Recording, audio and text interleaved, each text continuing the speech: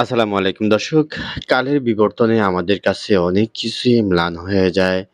কিন্তু তার জৌলস কিংবা তার যে উপকারিতা সেটা কিন্তু যুগের পর যুগ সে চালিয়েই যায়।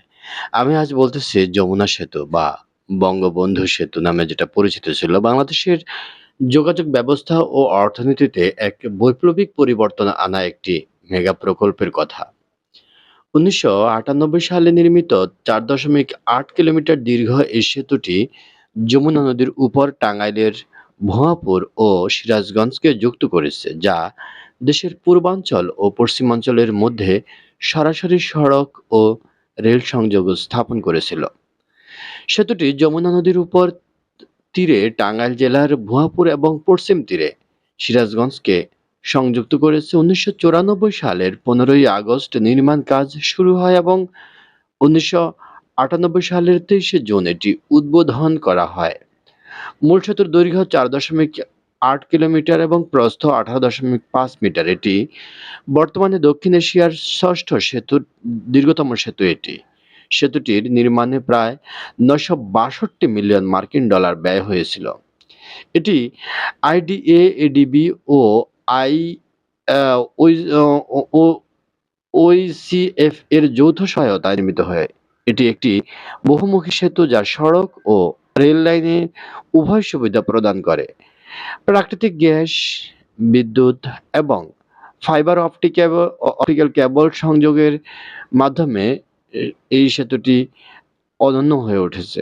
উত্তর ও পশ্চিমাঞ্চলের সাথে ঢাকার যোগাযোগ দ্রুততর করে দেশের জিডিপি বৃদ্ধিতে গুরুত্বপূর্ণ ভূমিকা রেখে চলেছে এই সেতুটি। এটি বঙ্গবন্ধু যমুনা বহুমুখী সেতু নামে পরিচিত। তবে ৫ই আগস্ট ২০২৪ এর পরে এটি যমুনা বহুমুখী সেতু হিসেবে পরিচিতি লাভ করে। মূল সেতুটির ৩০০ মিটার উত্তরে একটি নতুন ডেডিকেটেড বঙ্গবন্ধু রেল সেতু নির্মিত হয়েছে, যা ২০২৫ সালে উদ্বোধন করা হয়েছে। যমুনা সেতু শুধু একটি অবকাঠামো নয়, বরং এটি বাংলাদেশের আত্মবিশ্বাসের ও অর্থনৈতিক উন্নয়নের প্রতীক। এই যমুনা সেতুটি যখন উদ্বোধন হয় তখন কিন্তু সারা বাংলাদেশ ব্যাপী প্রত্যেকের মুখে এটি একটি আহ, আলোচিত টপিকস হয়ে উঠেছিল। প্রত্যেকটি দোকান, গ্রামগঞ্জ, শহর সবখানেই যমুনা সেতু নিয়ে ব্যাপক আলোচনা এবং সমালোচনা হতো।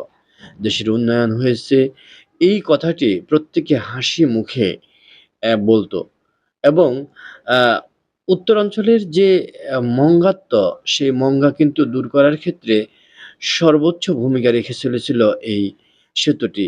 এই সেতুটি হওয়ার আগে উত্তরাঞ্চলের উৎপাদিত সমস্ত কাঁচামালগুলো ঢাকায় পৌঁছানোর আগেই এই ফেরিঘাটে নষ্ট হয়ে যেত।